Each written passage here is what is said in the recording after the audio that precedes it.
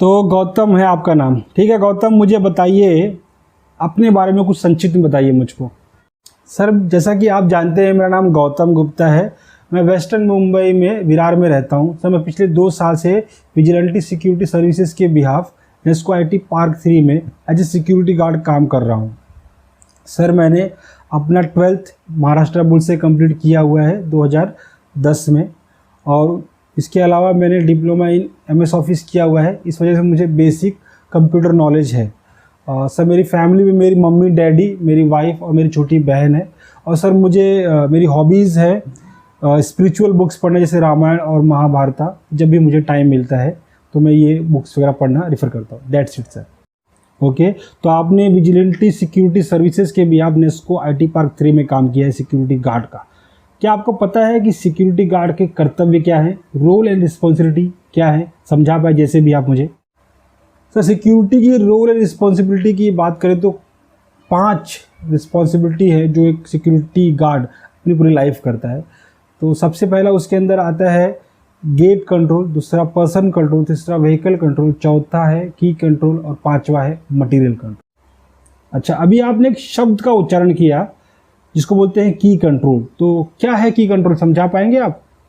जी sir, की control का मतलब होता है सर, एक प्रीमाइसेस में बहुत सारे रूम्स होते हैं, जैसे कि बोर्ड रूम होता है, मीटिंग रूम होता है, ट्रेनिंग रूम होता है, पंप रूम होता है, DG रूम होता है, सिक्योरिटी चेंजिंग रूम होता है, हाउसकीपिंग चेंजिंग रूम होता है, स्टोरेज रूम होता है। तो इन सारे जो रूम्स होते हैं इनकी की सिक्योरिटी के पास जमा होती है। जब भी किसी को की चाहिए होगी, मान लीजिए हाउसकीपिंग को स्टोरेज रूम से कोई मशीनरी वगैरह निकालनी है, तो ये की केवल उस डिपार्टमेंट के, मतलब हाउसकीपिंग डिपार्टमेंट के 2 या 3 लोगों को ऑथराइज होती है। मतलब जितने भी लोग को ऑथराइज होगी केवल उतने ही लोग की को ले पाएंगे और सबमिट कर पाएंगे। इसके अलावा कोई भी इसको सबमिट नहीं कर सकता है। तो मान लीजिए स्टोर रूम से हमको कोई मशीनरी वगैरह निकालनी है, ठीक है, तो ये केवल हाउसकीपिंग का सुपरवाइज़र और हाउसकीपिंग का मैनेजर ही कर पाएगा। मान लीजिए हम 2 लोगों को यहाँ पर ऑथराइज कर रहे हैं, तो हाउसकीपिंग का सुपरवाइज़र की लेने के लिए आएगा तो की रजिस्टर में एंट्री करेगा। इस हाउसकीपिंग सुपरवाइज़र की हमारे पास नाम, एक लिस्ट होती है जिसमें हम उसका नाम और सिग्नेचर सैंपल रखते हैं। तो इसके नाम और सिग्नेचर सैंपल को हम वेरीफाई करेंगे और साथ में इसकी ID भी चेक करेंगे कि ये पर्टिकुलर पर्सन हाउसकीपिंग सुपरवाइज़र है या नहीं। ये वेरिफिकेशन इन्होंने बाद, ये एंट्री होने के बाद हम की उसको ऑथराइज़ कर देंगे, उसको हम की दे देंगे। और ध्यान रखेंगे जब की सबमिट करने आए तो ये जो ऑथराइजेशन दिया हुआ है, जितने लोगों हम लोग हाउस स्टोरेज रूम का ऑथराइजेशन दिया हुआ है, उसमें से कोई व्यक्ति सबमिट करने के लिए आना चाहिए। कोई थर्ड पार्टी या कोई थर्ड व्यक्ति इसमें नहीं आना चाहिए। इसमें सर, इसके पीछे का रीज़न ये है कि जब कभी क्या होता है कि हम अगर थर्ड पार्टी को देते हैं, स्टोरेज रूम में काफ़ी कुछ रखा हुआ है, तो थर्ड पार्टी का व्यक्ति उसकी कॉपी बना सकता है चाबी की और बाद में उसको चोरी के काम में इस्तेमाल कर सकता है या फिर मिसयूज़ कर सकता है। तो इसीलिए हमने ये नियम बनाया हुआ है कि जो ऑथराइज लोग हैं वही लोग की लेंगे और सबमिट भी करेंगे।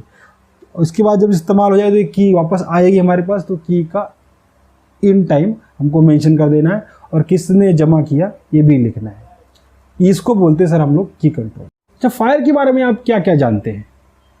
सर, फायर के बारे में मैं जानता हूँ कि फायर क्या है, टाइप्स ऑफ फायर क्या है, और फायर ट्रायंगल क्या है, फायर को बुझाने के तरीके कितने हैं, और फायर एक्सटिंग्विशर कैसे यूज़ करना है, पास मेथड क्या है, फायर इक्विपमेंट्स क्या है, फायर पंप रूम क्या है, फायर टैंक रूम क्या है, असेंबली पॉइंट क्या है, रिफ्यूजिएरी क्या है, ये सारी चीज़ें मैं फायर के बारे में जानता हूँ।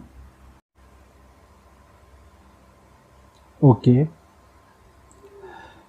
आप मुझे ज़रा बताइए, मेरे पास अभी जो फ़ैन आप बाजू में चल रहा है उसको आप देख पा रहे होंगे, तो मुझे बताइए इस प्रीमाइसेस से मुझे फ़ैन बाहर लेकर जाना है, ठीक है, तो क्या प्रोसीजर है, कैसे इस फ़ैन को मैं बाहर लेकर जा सकता हूँ? सर, किसी भी चीज़ को प्रीमाइसेस से बाहर ले जाना होता है तो उसके लिए गेट पास प्रोसीजर होता है। जैसे कि आपने एग्जांपल दिया पंखे का, अगर कोई आपको पंखा बाहर ले जाना तो आपको क्या करना पड़ेगा? तो पहले आपको सर डिसाइड करना होगा ये पंखा रिपेयर पर्पज़ के लिए बाहर जा रहा है या फिर परमानेंटली बाहर जा रहा है या फिर दूसरे ऑफिस में शिफ्ट किया जा रहा है। तो मैं मान लेता हूँ कि आपको ये पंखा परमानेंटली बाहर लेकर जाना है, तो ये पंखा जो है ये एडमिनिस्ट्रेशन के अंडर में आता है, तो इसका सारा अथॉरिटी अप्रूवल एडमिनिस्ट्रेशन से होगा। तो मान लीजिए मैं वो वेंडर हूँ जिसको पंखा लेकर जाना है, तो मैं क्या करूँगा, तो मैं सबसे पहले गेट पास ड्रॉ करूँगा, नॉन रिटर्नेबल गेट पास। उसके बाद रिक्वेस्टेड बाय में सही करूँगा। इस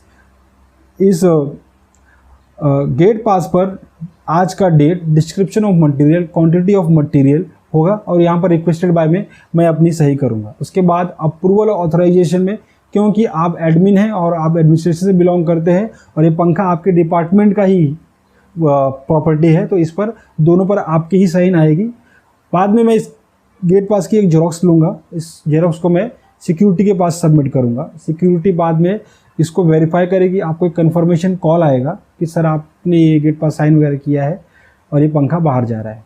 और सेम द टाइम वो लोग आपका सैंपल जो साइन उनके पास अवेलेबल होगा उससे आपका साइन में वेरीफाई कर लेंगे, आपको कॉल कर देंगे। तो इस तरह से मैं किसी भी वस्तु को बाहर लेकर जा सकता हूँ। इसको बोलते हैं सर गेट पास प्रोसीजर।